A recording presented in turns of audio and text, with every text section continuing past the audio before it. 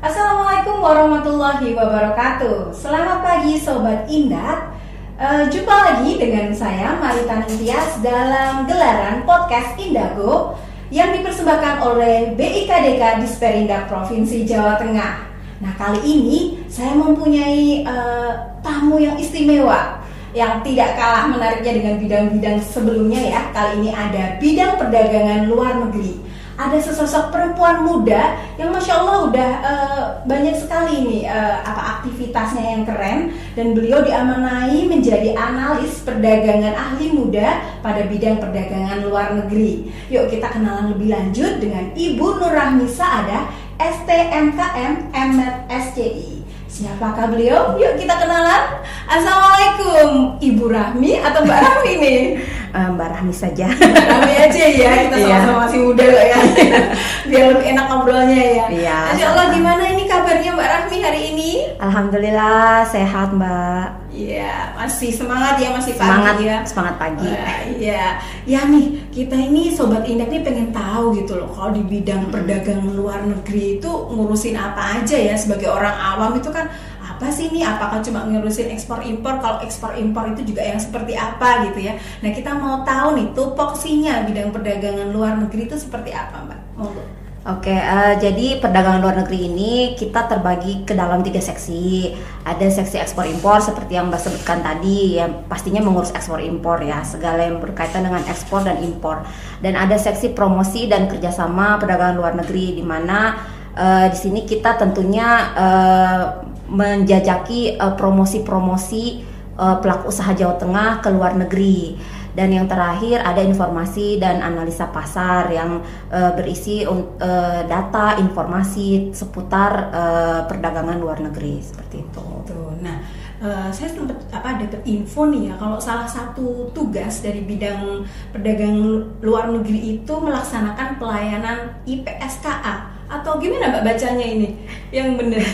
Kita biasanya bilangnya IPSKA. Oh, IPSKA. Ya, IPSKA ini instansi penerbit surat keterangan asal gitu ya. Benar. Mungkin bisa dijelaskan Mbak, IPSKA itu seperti apa, terus meliputi pelayanan apa saja gitu.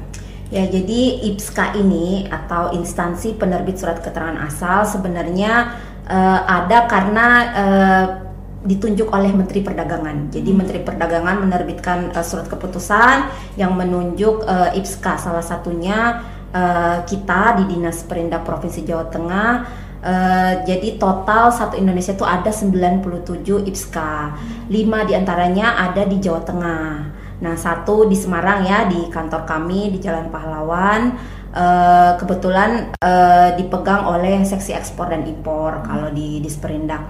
Nah, 4 lagi itu ada 1 di Kendal, di KEK Kendal, 1-nya lagi di Kabupaten Cilacap, di Disperindak Kabupaten Cilacap, 1-nya lagi di Dinas Perdagangan Surakarta, Kota Surakarta, dan 1-nya ada di balai kita sendiri di BPSMB Surakarta. Itu khusus untuk tembakau kalau yang BPSMB Surakarta. Oh gitu, jadi setiap IPSKA itu punya tugasnya masing-masing gitu ya? Kalau yang BPSMB Surakarta memang spesial. Mereka karena lembaga tembakau, jadi mereka menangani khusus komoditi tembakau. Tapi kalau IPSKA yang lain semua komoditi bisa. Oh gitu, baiklah. Terus ini untuk mendapatkan IPSKA ini ada prosedur ya atau mekanismenya untuk aktivasi akun pengguna elektronik ya, ESKA ya. Atau ESK itu ya. Terus apa aja nih Mbak dokumen yang diperlukan, syarat-syaratnya apa aja gitu? Jadi pertama untuk eksportir bisa mengajukan SKA itu mereka bisa mengakses website ska.kemendak.go.id. Caranya ya tinggal login lalu mengajukan permohonan pembuatan SKA. Tapi untuk bisa login mereka harus mengaktifkan akunnya. Nah, caranya itu ya pertama buka websitenya, klik daftar, nanti harus login dulu menggunakan akun OSS. Karena kan sekarang setiap pelaku usaha itu sudah harus punya NIB yang diterbitkan melalui OSS.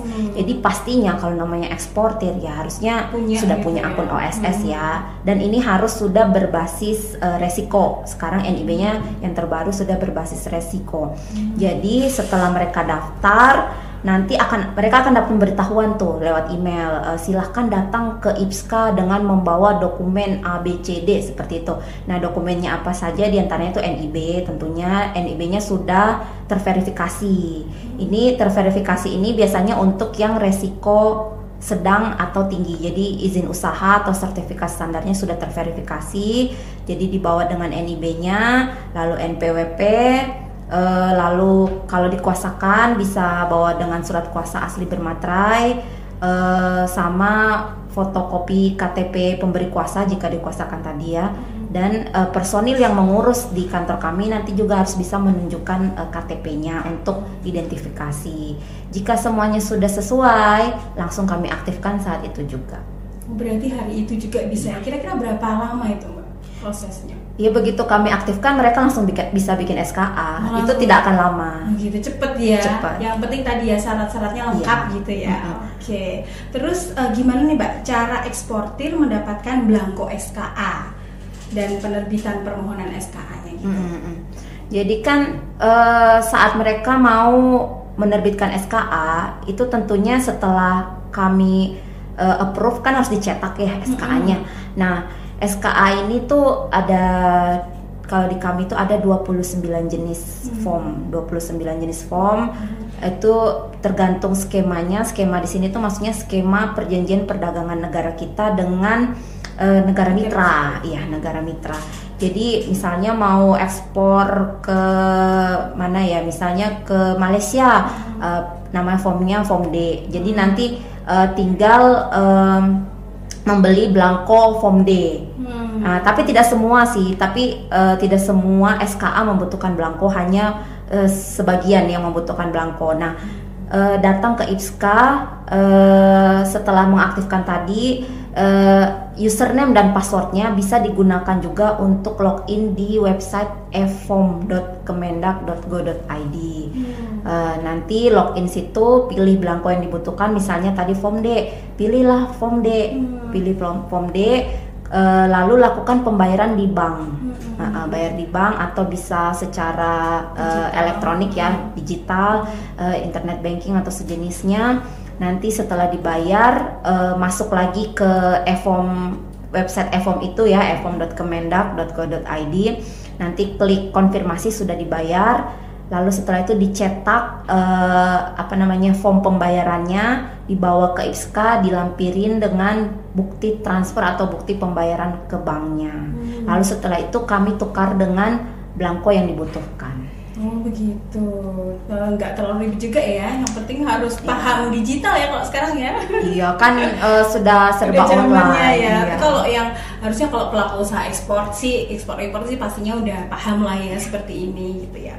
Terus kalau ternyata ada SKA ini bisa dicabut ya Mbak ya? Ya, jadi kadang kan ada yang salah nih, sudah kita terbitkan terus ini salah, ini bisa dibenerin apa enggak. Jadi sayangnya memang SKA ini tidak bisa untuk diperbaiki.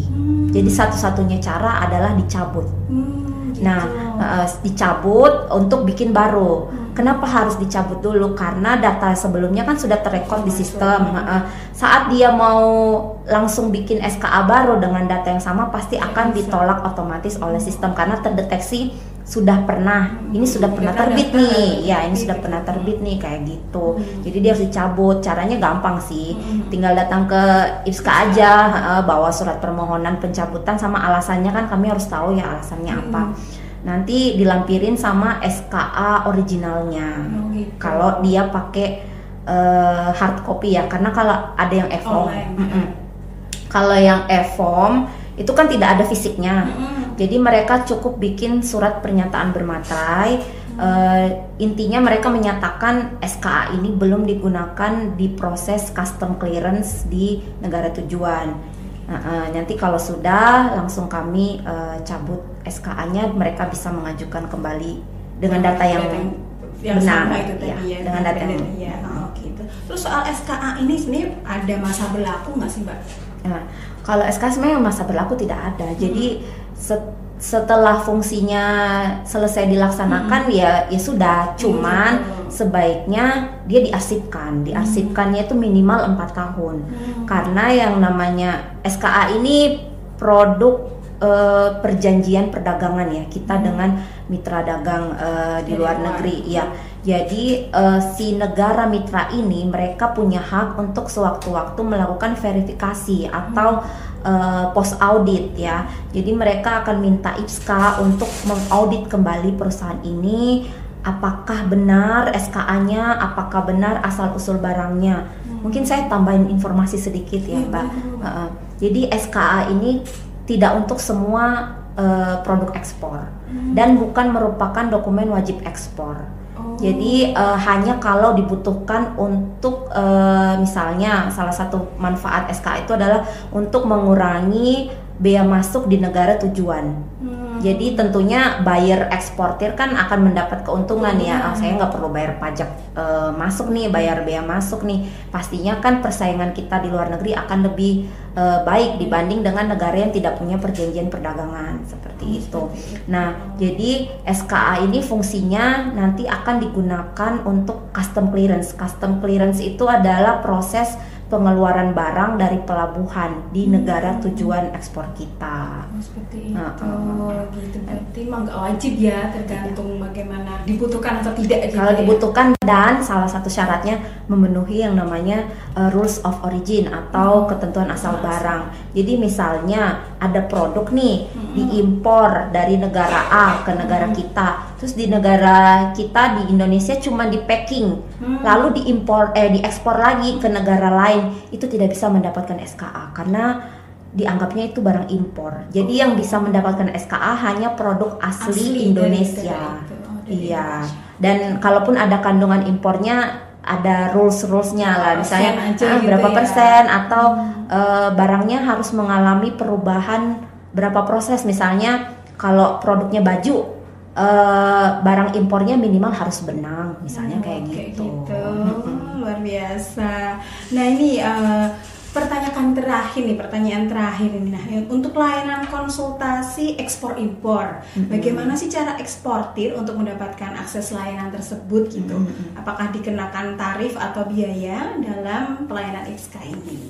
Ya, free ya, semuanya free. Dan di IPSKA pun semua jenis pelayanan free, tidak ada proses pembayaran kecuali belangko, itu pun kan bayarnya di bank ya, bukan ke petugas kami di kantor. Jadi tidak ada iya tidak ada pungutan liar lah ya. Jadi untuk konsultasi ini sebenarnya yang mau dikonsultasikan bebas selama itu terkait dengan ekspor dan impor.